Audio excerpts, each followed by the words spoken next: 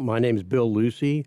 I'm the Long Island Soundkeeper, and I'm with Save the Sound. And my job is patrolling Long Island Sound in a boat and looking for pollution, working with fisheries, and all things water.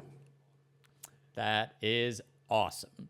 I would love to start talking and hearing about your job as the sound keeper. Could you tell me, I guess, I imagine that you have a short description that you might give to people when they ask what it is you do.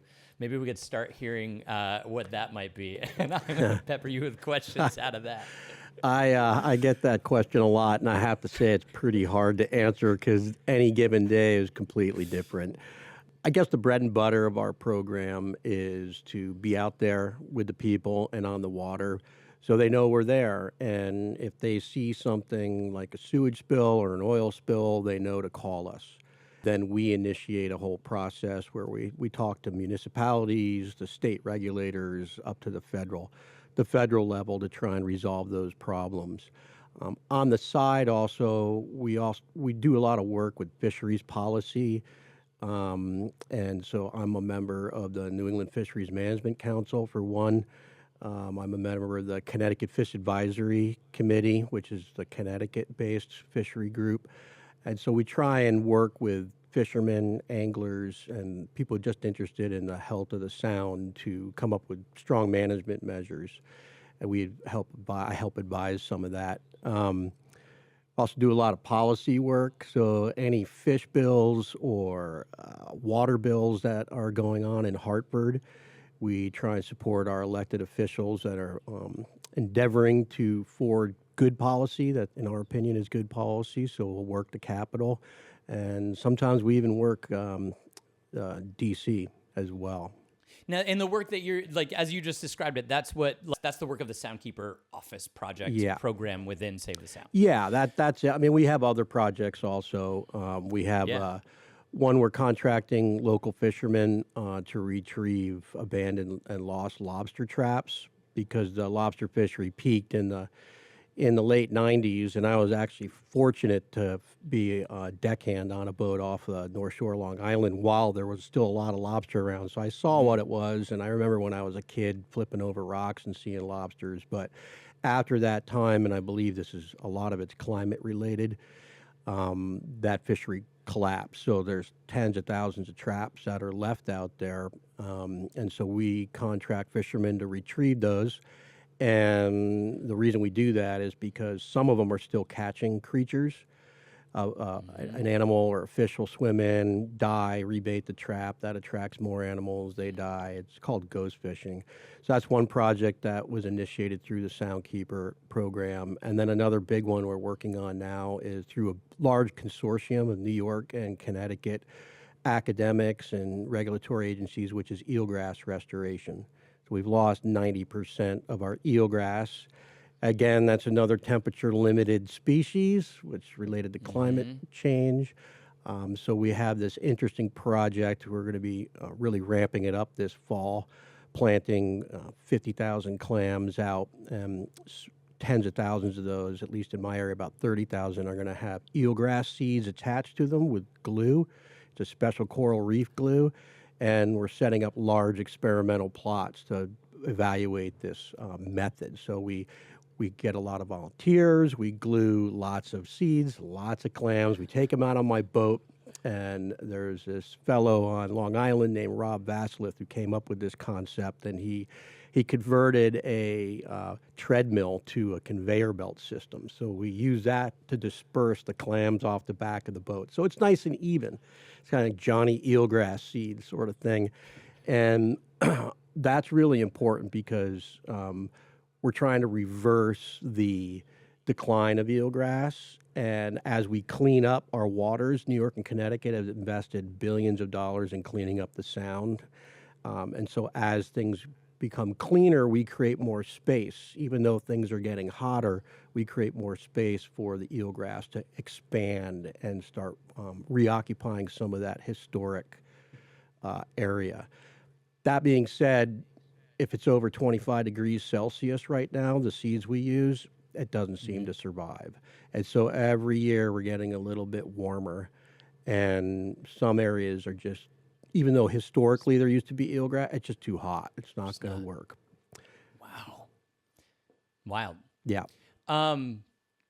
The apologies in advance if the questions seem to bounce around from all sides for a little bit.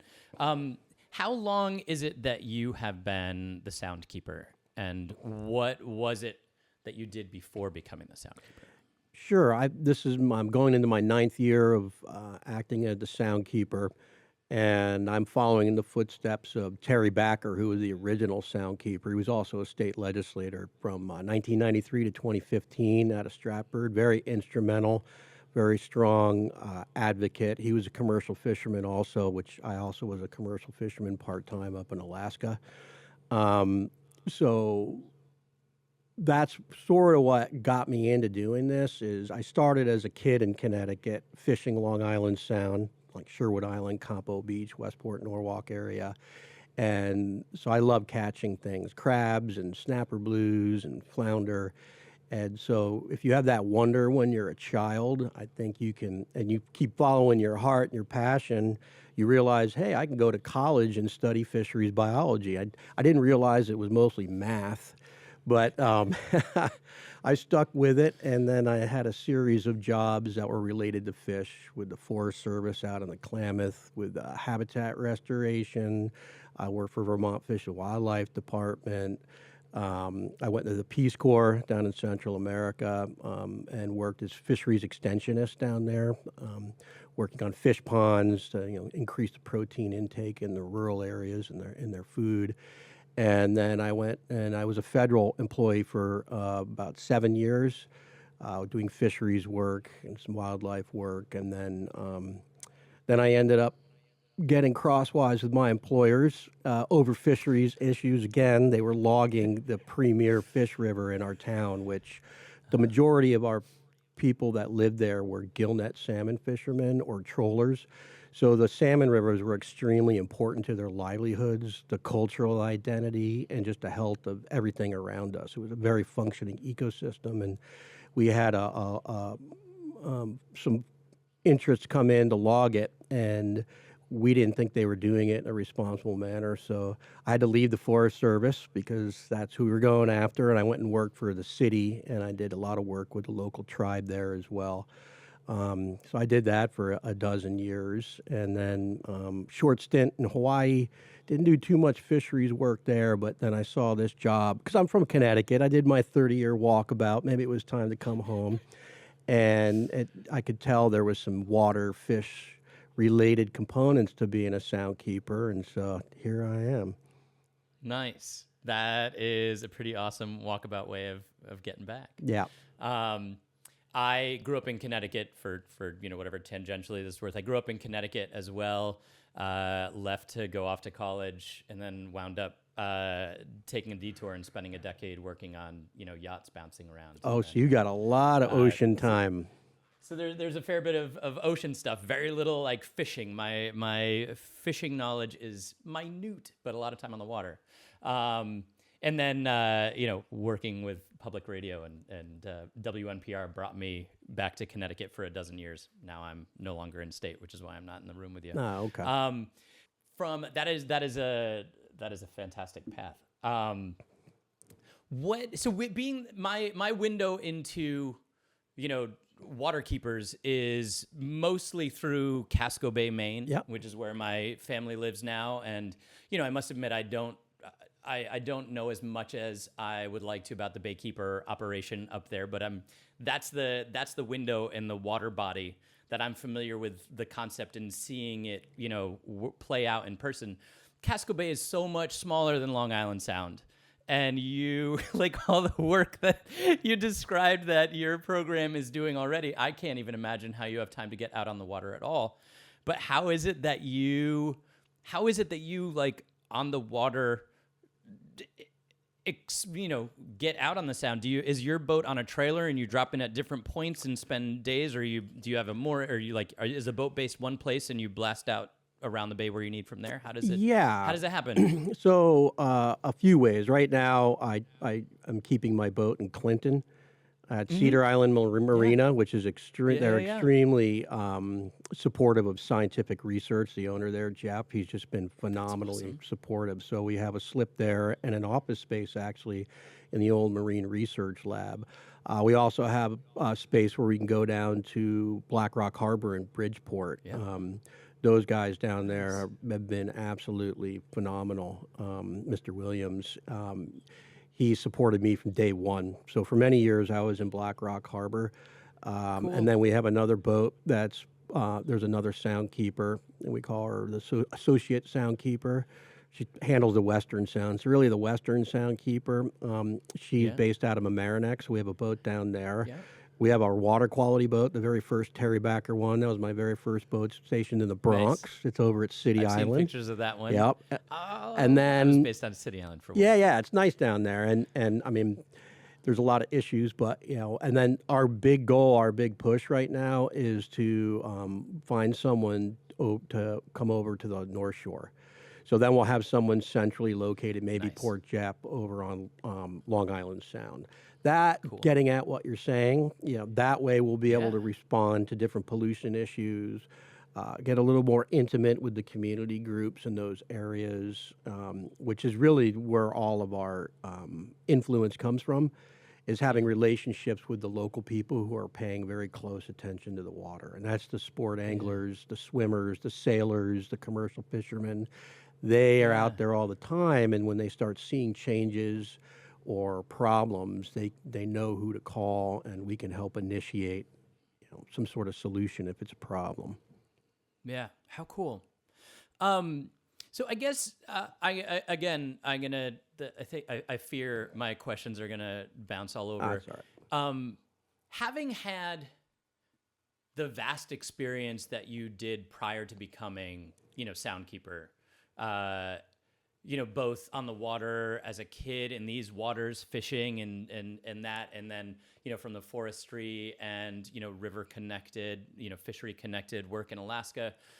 With that background, bringing us into where you are now, having been the Soundkeeper in Connecticut for 9 years and having, that long of a window into current modern, climate reality here. What are some of the things that are on your mind as a person, just like the person you are, regardless of your job, but taking into account what you've been able to learn through it? Like how getting the window into climate reality that you have, what's on your mind at this point in time? There's a lot of things. Yeah. In the watershed, I left late 80s and came back in the late 20-teens. So there's a lot of different bugs. There's a lot of different plants that have come in. A lot of them are invasive, but they're adapted to warmer climates. Japanese knotweed. I remember one little tiny clump. We thought it was bamboo when we were kids, and now it's all over the Norwalk River where I grew up fishing over 10 years, opening day of trout season. And so that was pretty striking. Also in the Sound, there's the mitten crabs are showing up, the shore crabs are showing up. These species did not exist. The black sea bass are abundant. Now I had seen a few sea bass when I was a kid along the jetties. They look tropical, but we never caught those when we were out fishing. We were catching bluefish and stripers and fluke. So the fish species, that's a whole topic. That's changed quite a bit. And then just looking at the shoreline, looking at some of the marshes I used to go as a kid and catch fiddler crabs, and just seeing how the water has risen in some of those. And there's one spot in Clinton where there's lobster rolls, and that lobster roll shack that's there, there is a pipe that goes out to the Sound, and it leads from a little, maybe 4 or 5 parking places right on this bulwark. And at high tide, a good high tide, there's salt water coming right into the parking lot. And I mean, I don't remember that. I'd been up there a few times when I was a little kid, and now people are parking in a puddle of salt water. They don't even realize that it's Long Island Sound. I mean, talk about destroying your calipers and your brakes.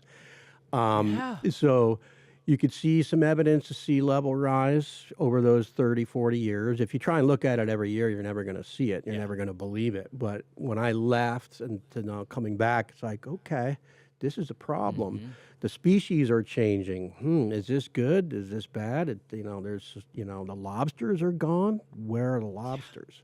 So there's a few around, obviously, still, but and now there's blue crabs everywhere, which there was always blue crabs, but Yeah. as things change, they become more and more abundant. So Yeah. those have been some striking changes for me coming back. And summer, I was just reading something. It's 2 weeks longer than when I was a kid.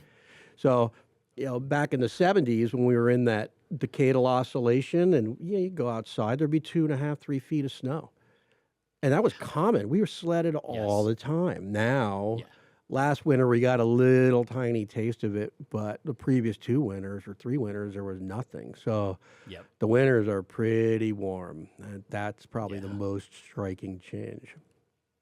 That's certainly, up in, I grew up in northern Connecticut and was living in Hartford, when I was back for a dozen years. And that's certainly, the striking change for me as well, remembering it just like you did when I was a kid.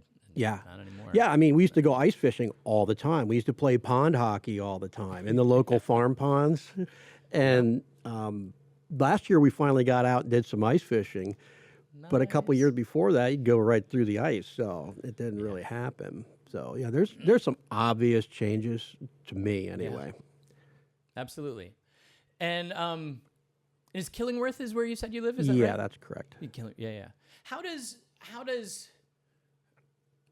do you find, like, how does the work that you do and the perspective that you have, and the way that you have been able to immerse yourself in the just natural world in general, but specifically in the sound in recent years, how does that connect to your life in that town, the way you interact with your neighbors and friends? Is there overlap in the way you live, conversation? I don't know. Yeah, no, there is. I mean, there's a lot of sailors. There's a lot of people that like to fish in the Sound. We're only one town off the Sound. And the reason I chose Killingworth, a couple. One, it reminds me of the town I grew up in, Wilton, back in the 60s, the 70s.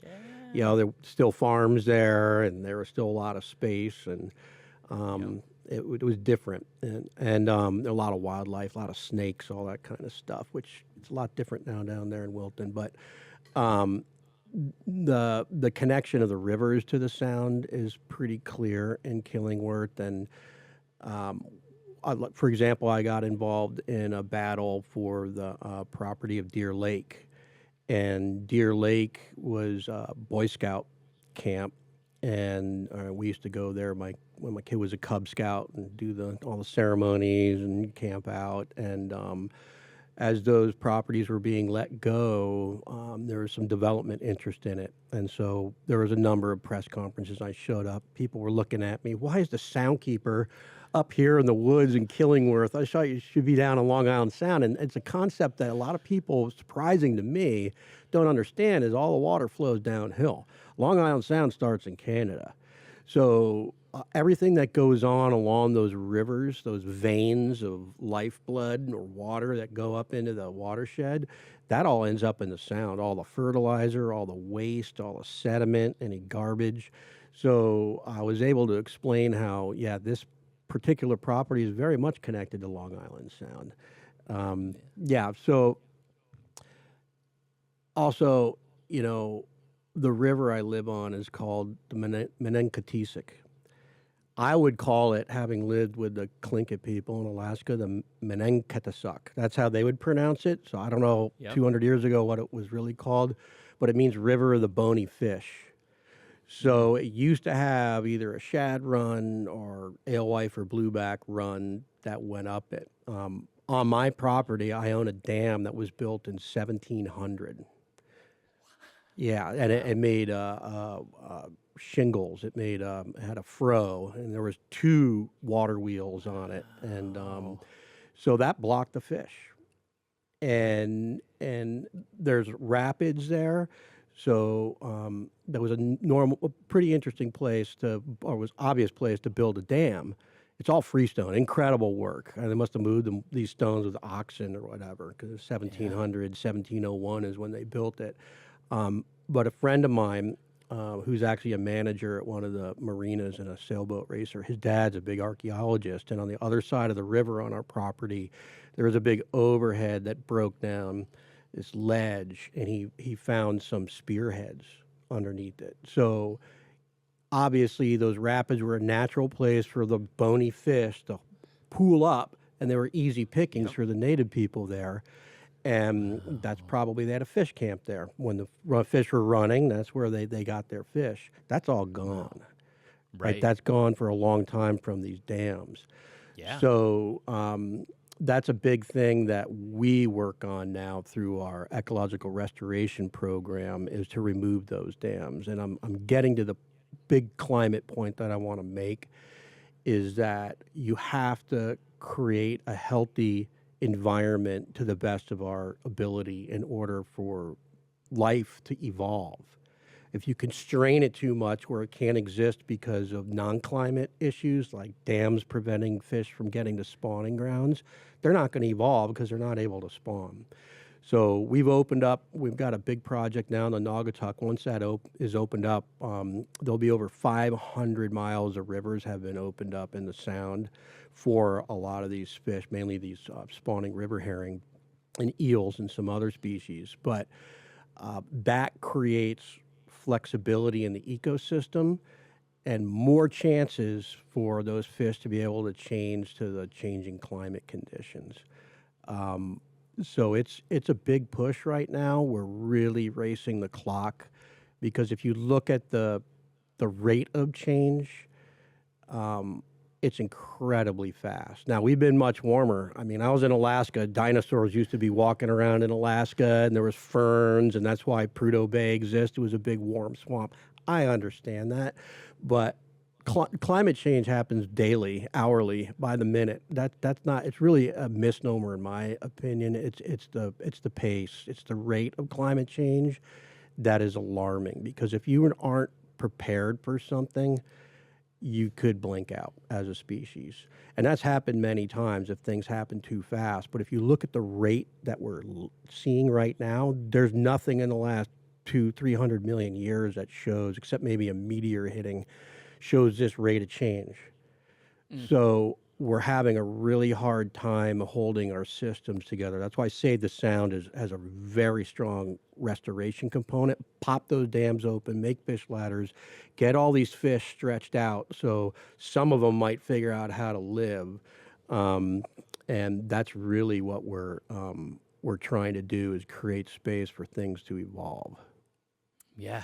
That's a cool way to look at it. Like, there's some aspects of, the programs that you're describing, and the efforts to remove dams and create more opportunity to fish to run up rivers they used to. But hearing about it from the perspective of the possibility of evolving is like not, like that step isn't exactly where I've heard about it from or envisioned it before. That's really fantastic. Yeah. Kind of going back a moment ago to when you described, people recognizing, like, what's the Soundkeeper doing up here in Killingworth and whatnot.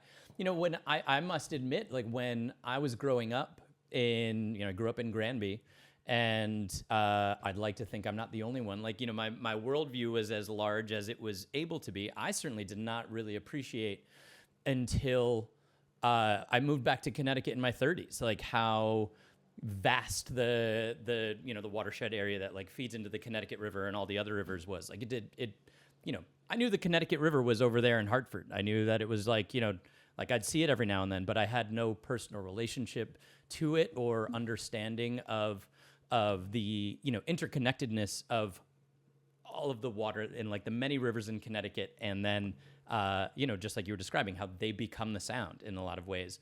How do you,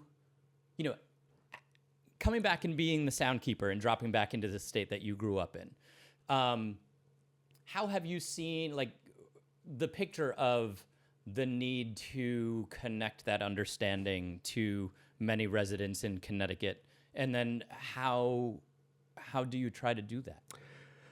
That's a great question, and that is a very difficult thing to do, is to Yeah. use the watershed concept to connect people. And really, you have to do it at a young age. And I think that the first part of that is talking to school children, providing materials, and there's a lot of groups around the Sound that are focused on education. We do some. We're working with the junior sailing groups right now, but they need to have a wonder of the environment, and then once you have that baseline, you tell people how it's connected. You're absolutely right. When you live inland, what's Long Island Sound to you? You know? Went there like twice in my entire Yeah, childhood. yeah. But if you're walking along the road and you throw that candy wrapper on the street, the rain's going to take it down that storm drain into a stream. It's going to go into, say, the Connecticut River and then end up on a beach on Long Island Sound. So that's a lot of the connection is the litter. So trying to get people to understand that the fertilizer that you put on your lawn in Granby is ending up in Long Island Sound causing algae blooms. The dog waste that you're not cleaning up on the street is ending up in I saw a woman one time, I was by an accident in Wilton, and she came out on the street with a cat litter box and dumped the whole thing down the storm drain. And that went right into the Norwalk River and then right into Norwalk Harbor. So it's reaching those folks to understand how really bad that is. To some people, that's a great way to keep it clean. You're not putting anything in the landfill. You're just getting rid of it. And I saw when I was in the Peace Corps, this is my favorite quote. There was a beautiful sign on a bus. And everyone gets around by bus there. They paint them really nice colors. They're old school buses. And it said, por favor, mantenga su camioneta limpia. Tira su basura fuera la ventana. And it said, please keep your bus clean. Throw your trash out the window. And it makes perfect sense from the point of the bus driver. But without that connection, understanding how all that plastic ends up then washing into the streams, into the rivers, breaking down, releasing chemicals from the plastic, and getting into seafood, and then you consume it back in. And there's all these studies coming about the amount of plastic in our brains and our bodies and going through our cell walls. I mean, all this stuff is connected. Everything on the planet's connected. And I think really the only way to get through to folks is when they're young and open to new ideas, and through the science curriculum. And I do know that I heard there's a website with free resources for climate education available to all the public schools of Connecticut. So that's a great way to maybe start putting that connected component in there. And I remember working on that in 2018.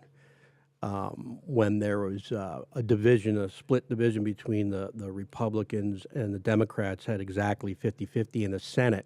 So they were making all these compromise bills, and that was one of them we were trying to get through. And I guess they finally got around. What's that been, like 8 years?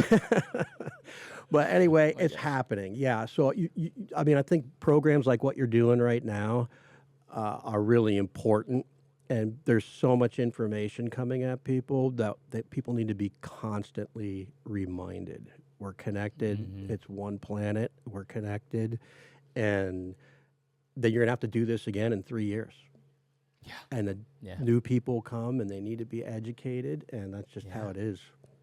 Wild.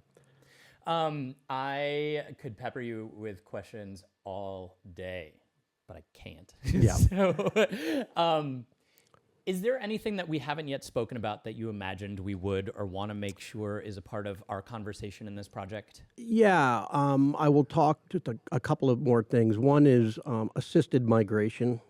So one of the interventions we're looking at with eelgrass is to go down to North South Carolina, and the eelgrass down there is more temperature tolerant. It can handle 35 degrees Celsius, I've been told, where our eelgrass can only handle 25 degrees Celsius. And since the eelgrass health is not what it was, if there was really healthy eelgrass everywhere, the water quality was fantastic, it would be able to evolve with climate change. It could probably handle the increase, and there would be enough seed exchange and gene exchange for it to move up the coastline. It's so broken up now that can't. We're going to have to put the seeds on an airplane and fly them up here. So Yeah. that's something that, in order to buy us time in that evolutionary argument I was talking about before, we need to do that. We need to intervene and try and give Mother Nature the best chances that we can. And that goes to one other component of the fisheries. So the offshore fisheries are showing real strain on climate. That scallops are showing strain from warming waters. Cod are showing strains. Atlantic herring. People used to be able to jig them in Long Island Sound. They're really a historically low biomass in our management area. And so we're going to have to adjust the way we manage fisheries to account for that. And I would say, at least we were bringing in those components into the actual mathematical equations. We were bringing in bottom temperatures and those sorts of parameters that haven't been used in fisheries management in the past. Mm-hmm. Now there's a concerted effort to do that. And hopefully that'll create space for those a high number of species of stocks that are feeling the pain of climate, of warmer water, and the changing food base for that, to let them thrive again. Because, again, to conclude, if we create a healthy, vibrant ecosystem, we remove the human constraints that we're putting on it to the best of our ability, and we allow it to evolve, that helps everybody, everything from the economy to society's well-being and just enjoyment of being on the sound or near the ocean or up in the watershed. So I think there's a lot of people pushing for that. I think it's common sense. It's unfortunate it's become a political issue. It's basically our car is running rough right now, and we could choose to ignore that clunking in the engine, or, hey, man, we could pull over and get busy with it and try and fix it, and that's what we're up to. I don't know that this can be answered in a 2-minute chunk of time, but from the perspective that you have had as being part of fisheries, being part of federal forestry stuff, not precisely but having your window into both the fishery side of things and like regulatory enforcement side of things, like moving forward, I guess the question comes from my perspective of knowing Maine a little bit more than Connecticut, but knowing that, the lobster fishery up there, like, really does make an effort, from my understanding and my window into it, to try and regulate themselves and be a step ahead of, making their product go extinct. In the Sound, to what degree do you see the need for change? Is it something that people, fishermen collectively, we as communities need to be the drivers of change?